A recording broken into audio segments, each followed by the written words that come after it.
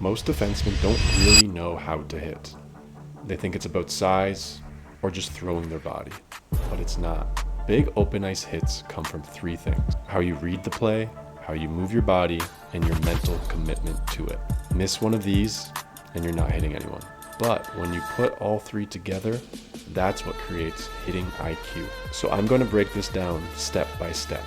How to set the hit up, how to execute it, and how to bring it all together mentally so you actually land it. Also, real quick, last month's contest winners are announced in the description below, and we're running it back again this month. I'm giving away 3 full game breakdowns, either your own game or any game you want analyzed. To enter, just like this video, subscribe to the channel, and comment dirty down below. And for a bonus entry, tell me down below what is the biggest hit you've given or taken. Contest ends March 31st, 2026.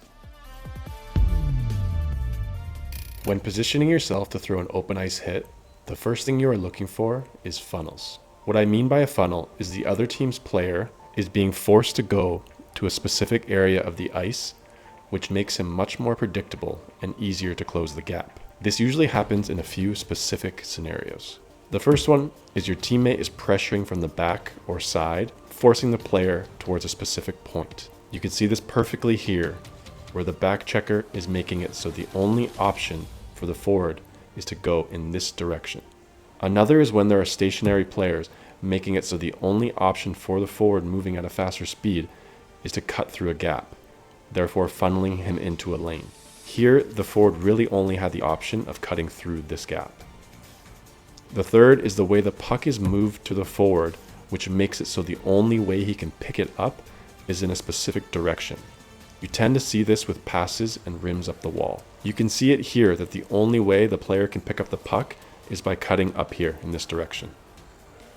You also see this with lead passes, otherwise known as suicide passes. The player basically has no choice but to accept the puck in a specific funneled area. And from here, we focus in and take it to the next step, being aware of what they are aware of. As a defenseman, you are always trying to be aware of what's going on around you. You do this by taking little micro photos in your head as you constantly scan the ice. The next level to this is turning these little photos in your head into short clips, where you are predicting what they are most likely to do from that position they are in. The level after this is what's required for big open ice hits. It's being aware of what they are aware of. By this point, you have a good idea of what is about to unfold based on the little clips in your head you have developed. Now you are really paying attention to what they are looking at, where their attention is focused. You are asking yourself, are they aware of how close I am to them? Are they aware they're getting funneled into this area? And even if you don't want to throw a hit, these are very important things to consider when a rush is unfolding in front of you. And once we realize they are not aware of the situation that's taking place, we have to make sure we are aware of where we are on the ice, which is why having a good gap as a defenseman is crucial, and it's even more important if you're trying to throw an open ice hit. But what is a good gap for throwing an open ice hit? Usually about 1 to 2 quick strides away from the other player, about 1 to 2 stick lengths away. If you get too far away, you start to run the risk of a charging penalty or giving the player time to become aware of the situation. Too close and you can't generate the speed needed, which is a crucial part of. Since we are holding a good gap of about 1 to 2 quick strides away, as soon as we are aware of the hit setup, we execute the transition. Most defensemen mess up the transition. They slow down or stop their feet completely, and now they have no speed going into the hit. But watch Kronwall here, he doesn't stop. A big crossover towards the player, sometimes one more crossover if there's time, and he carries that speed straight into the hit. And that's the key, transitioning as much of your speed from backwards to forward as fast as possible.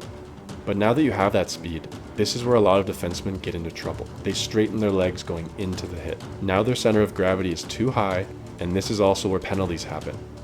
When you execute the transition, you need to stay low with your knees bent, almost like you're coiling up a spring and aiming at their shoulders or below.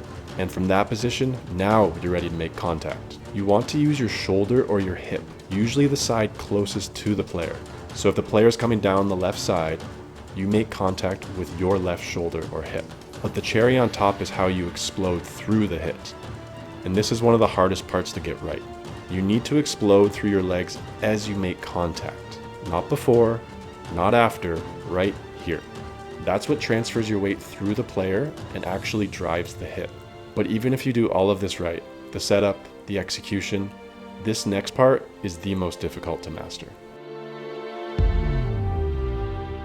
Have you ever wondered why some small players can throw crushing hits, or why some big guys throw hits that do nothing?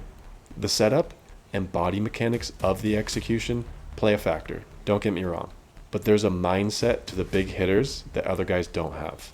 The really effective body checkers, regardless of their size, are able to literally throw more of their body weight into a hit.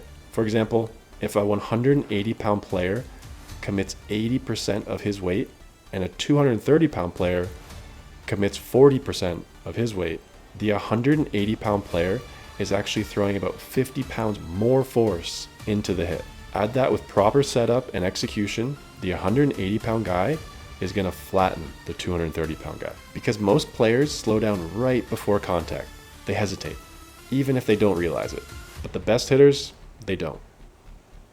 So how do you develop this mindset where you're willing to throw more of your body into the hit? It can feel uncomfortable at first.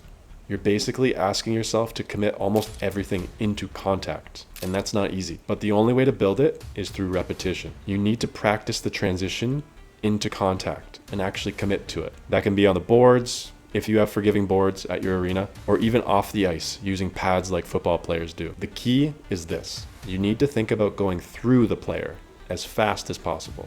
Not into them, through them. The more you visualize it, practice, and repeat it, the more natural it becomes. And over time, you stop hesitating and you start committing.